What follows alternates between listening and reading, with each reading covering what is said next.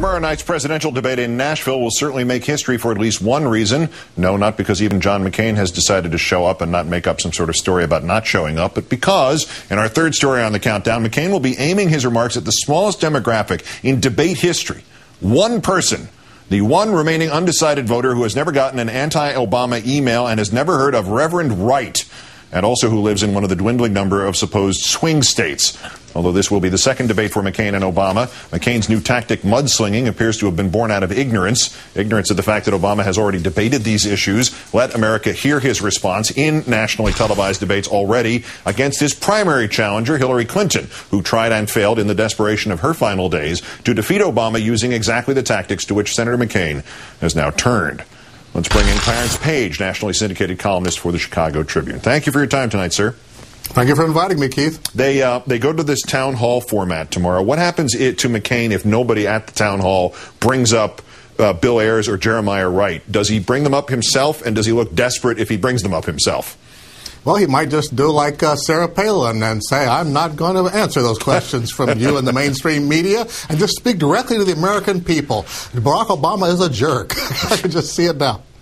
But did he not box himself in, McCain, that is? I mean, he said in April, America has already rejected this kind of campaigning. Rejected it. They don't want it.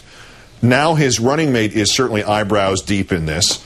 And the campaign has leaked that they have to change the discussion from the economy or they're going to lose. There's no way out, is there?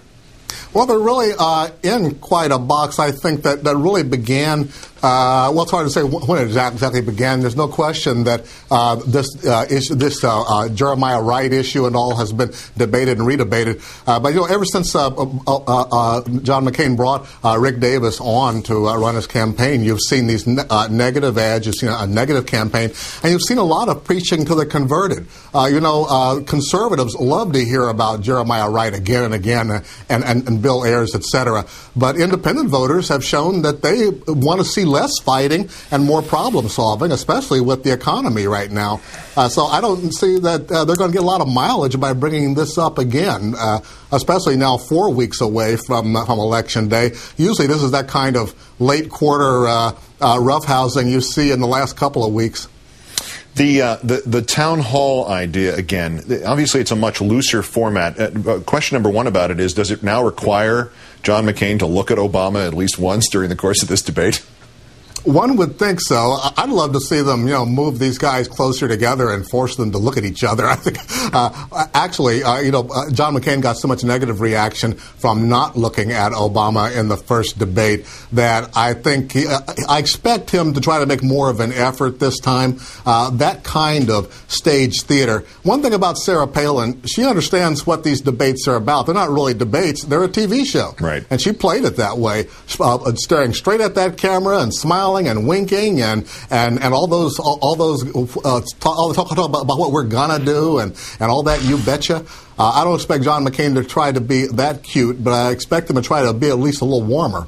If he comes out wearing glasses and his hair up, I know that he's taken it a little too far. But does this format almost demand some sort of confrontation? It's not like we're looking at a prize fight here, but one would think that Obama would want to call McCain on this sleaze factor, and one would think that if McCain is really committed to this, he'd want to confront Obama on his supposed transgressions. Is this almost inevitable going into tomorrow?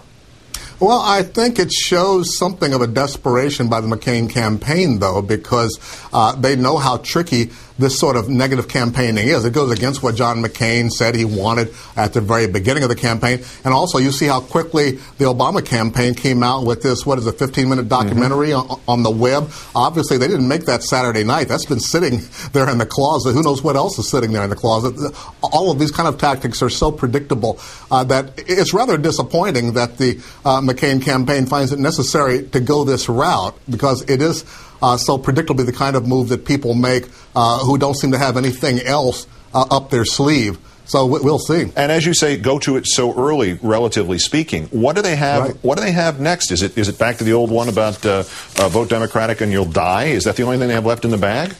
Maybe that'll be some kind of a medical report or something that they'll come out with. But let's see. Now they've used Bill Ayers this week, and maybe next we'll see Jeremiah Wright again.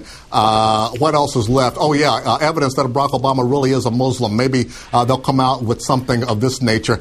I don't know. It seems rather absurd, but it does seem very predictable that these kind of attacks would come up. I suspect the Obama campaign, back in their closet, has some more, not just about the Keating Five, but about a fundraiser that Gordon Liddy of Watergate fame held for Obama.